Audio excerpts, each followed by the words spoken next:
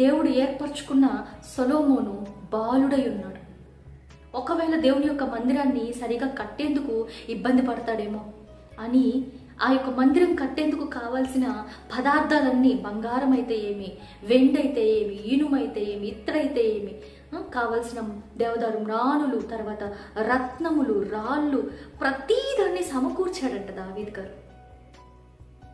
ఒకవేళ అతను సంపాదించాలంటే అతనికి సమయం చాలా అయిపోతుందేమో, అంతలోపల నా యొక్క దేవుని మందిర నిర్మాణం అనేది లేట్ అవుతుందేమో అన్న ఉద్దేశంతో కావాల్సిన సమస్తాన్ని సమకూర్చి సొలొమోనుకి చెప్తున్నాడు. 28వ అధ్యాయంలో సొలొమోనికి, ఆ దేశ ప్రజలకి, ప్రధానులకి, అధిపతులకి, యాజకులకి, లేవీయులకి అందరికీ చెప్తున్నాడు, ఇదిగో ఈ విధముగా మీరు దేవుని ఎదుట మీ యొక్క ప్రవర్తనను సరిచూసుకోండి.